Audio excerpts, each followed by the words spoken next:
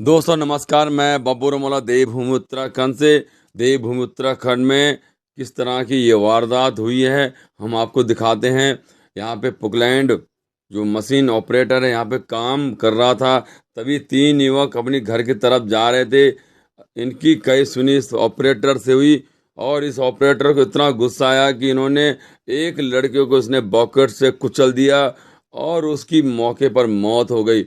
ये देखिए कितना क्रूर ढंग से इस जो ऑपरेटर है, ऑपरेटर बाहर का बताया जा रहा है। लेकिन इस तरह की वारदात देवभूमि उत्तराखंड में होना बड़ी दुर्भाग्यपूर्ण है। और जब लोगों को पता लगा किसी का भी होगा, लेकिन ये फेलियर है, ये पुलिस का फेलियर है, प्रशासन का फेलियर है कि एक बच्चा हमारी क्षेत्र में बाहर के आदमी मार रहे और आप लोग आंख बंद करके सो रहे हैं। बहुत दुख की बात है, अफसोस की बात है।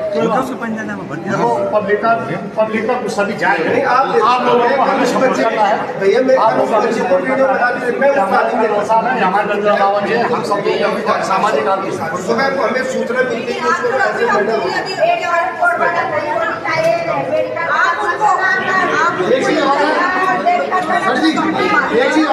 ऐसे उस रोड में जितने भी काम करने वाले हैं सारों को पकड़ो, सबसे पूछताछ कीजिए। सब जो भी है जो कंपनी का मालिक है उसको भी लाइए आज। वो ठेकेदार है, वो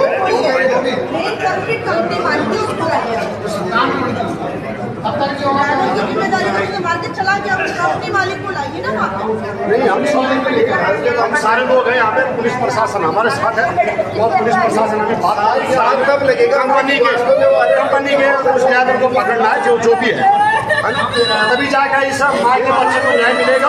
और हम क्षेत्र के लोग और पुलिस प्रशासन हमारे साथ देगी। यहाँ पे हम सारे क्षेत्र के लोग दादाजी क्षेत्र के लोग उसका मेडिकल नहीं हो पाया। प्रशासन के अधिकारी हमारे उत्तराखंडी भाई बहन अपने घर में भी सुरक्षित हैं। इसके लिए हमें आम जनता को सड़क पर उतरना होगा और बहुत जल्दी इन सालों को सबक सिखाना होगा। जितने भी बाहर के आदमी हैं ये हमारे साथ गुंडागर्दी कर रहे हैं। अब हम सब प्रशासन से यही मांग करते हैं कि जल्दी से जल्दी इन पर कार्रवाई की जाए, नहीं तो जनता एक बहुत बड़ा जनांदोलन करेगी। इसके लिए सशक्त प्रशासन दोषी होगा। चलो हम चलते थाने में। कहा चल रहा है, चलिए थाने की धमकी दे रहा हूँ, थाने की धमकी मत दो।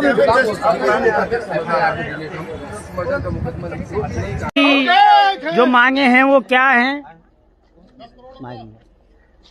और आप देखने की बात होगी कि लोग न्याय नहीं मिलेगा लेकिन इसमें काम नहीं चलेगा। अगर काम चलेगा तो इसके जिम्मेदार पूरा प्रशासन होगा। 24 घंटे के अंदर और एनएच होगा। जब तक उनको न्याय, मृतक के परिजनों को न्याय नहीं मिलेगा तब तक कोई हमारी तरफ समझौता नहीं। हम आमरण अनशन में बैठेंगे, धरना प्रदर्शन करेंगे, आमरण अनशन में बैठेंगे। उसके बाद अगर सुसाइड करने का नंबर आएगा सुसाइड भी करेंगे, अगर जल्दी जल्दी उसको। यहाँ पर आपने एनएच जाम कर रखा है, तो क्या मांग है? यहाँ पर आप किसे बुलाना चाह रहे हैं, किसी अधिकारी को? हाँ, एनएच जाम करके तो हम 10 करोड़ रुपए परिवार को 10 करोड़ रुपए कंपनी 10 करोड़ रुपए देगी। 10 करोड़ वो आपकी मांग है पब्लिक को डिस्टर्ब। यहाँ पर जो लोग हैं उनका कहना है कि यहाँ पर पब्लिक परेशान हो गई है, लेकिन इन परेशान लोगों को ये भी सोचना चाहिए कि यदि ये सुमन देवरानी जिसकी हत्या हुई है वो यदि इनमें से एक होता या इनके परिवार का होता तो उस पर क्या बीतती। कभी लोगों को ये भी सोचना चाहिए कि हम हल्की सी परेशानी तो जरूर झेल रहे हैं, लेकिन यहाँ पर एक हत्या का मामला है, फिर भी लोग यहाँ पर जो लोग बैठे हुए हैं उन पर लोग अपनी अपनी उन्हें बात सुना रहे हैं। भाई साहब क्या मांग है, क्या कहना है आपका? यहाँ पर आप किसे बुला रहे हैं? बाहर का आदमी बुला किसे रहे हैं आप? भाई साहब क्या बुला रहे हैं? गिरफ्तारी हो नहीं, हमारा ऑप्शन क्या है? गिरफ्तारी हो और गिरफ्तारी होने के बाद हम रोड नहीं खुलने देंगे। जब तक नहीं आएंगे, जब तक सुनेंगे नहीं, हम नहीं आएंगे। और अभी यहाँ पे किसी प्रशासनिक अधिकारी को बुला रखा आपने? डीएम आ गए, डीएम को बुला रहे हैं कि डीएम मौके पे आए और जो परिवार उसके परिवार को 10 करोड़ रुपए दिए जाए उस कंपनी की ओर से। अभी कहना है कि डीएम साहब को यहाँ पर बुला रहे हैं लोग कि ताकि डीएम साहब यहाँ पर आके देखे कि कंपनी के द्वारा क्या किया गया है।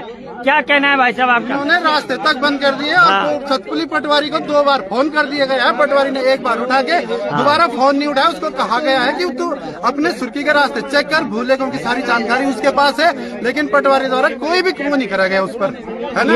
एनएच के जेई को भी फोन करा गया, उसने फोन ही नहीं उठाया, बात ही नहीं हो पाई। उसके बाद उसकी कोई कॉल बैक नहीं आई। यहाँ पर ये तानाशाही हो रखी है एनएच की भी और इनकी भी। ये कहना है भाई साहब का कि यहाँ पर एनएच वालों की तानाशाही हो रखी है और यहाँ पर कुछ गाड़ियां भी हैं जो एनएच की बिना परमिशन की यहाँ पर घूम रही हैं। उन पर भी हम देखेंगे यहाँ पर पूरी तरह से सारे अधिकारी जाम हो चुका है। उन सारे अधिकारी कर्मचारियों पे, चाहे वो पीडब्ल्यूडी का है, चाहे वो किसी भी डिपार्टमेंट का है, पुलिस प्रशासन का है, उन सारे अधिकारी कर्मचारियों पे हमें तत्काल प्रभाव में एक्शन चाहिए। एक्शन करना ही पड़ेगा। जो जो इस चीज के लिए जिम्मेवार है उन्हें सस्पेंड किया जाए। दामी जी बोलते हैं ना कि ये सस्पेंड कर दिया, वो सस्पेंड कर दिया, वैसे वक्त तो दामी जी के सस्पेंड होने का आ गया है। लेकिन पहले दामी जी इस चीज पे एक्शन लीजिए। मुख्यमंत्री महोदय, डीएम महोदय, इस चीज पे एक्शन लीजिए। आप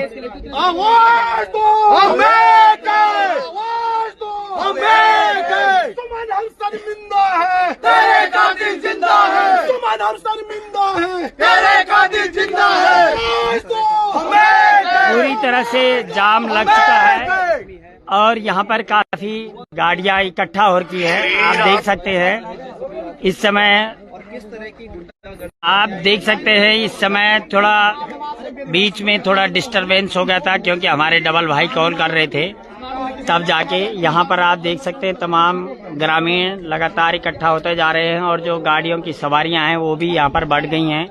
थोड़ा सवारी जो लोग जो यहाँ पे आ रखे हैं वो लोग इनसे लोग झोंक भी कर रहे हैं। उन लोगों का कहना है कि उनको परेशान किया जा रहा है, लेकिन ये बात सोचने वाली होगी कि आप लोगों को परेशान नहीं होना पड़ रहा है। कल यदि वो सुमन देवरानी यदि आप लोगों के परिवार का होता तो फिर आप पर क्या बीतती? भाई साहब जरा थोड़ा सा आता है बात करना चाहूँ। मनीषी, क्या कहना है इस मामले में आपका?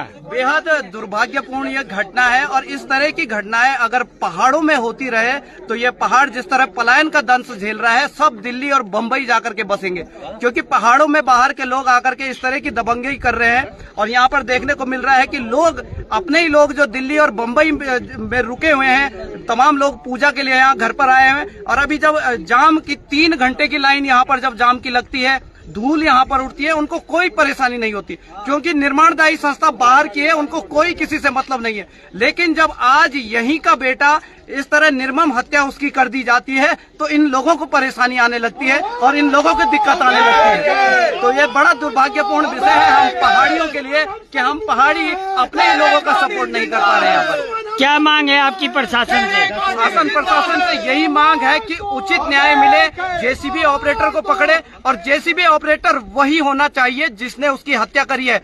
कल कहीं प्रशासन उस जेसीबी ऑपरेटर को चेंज न कर दे, क्योंकि हो सकता है कि उसके पास ड्राइविंग लाइसेंस ना हो, उसके पास कागजात ना हो, पूरा उसकी उम्र कम हो, बहुत सारे इसमें चीजें हो सकती है। तो ये नहीं हो कि वो निर्माणदायी संस्था है बदली करके किसी और को खड़ा कर दे।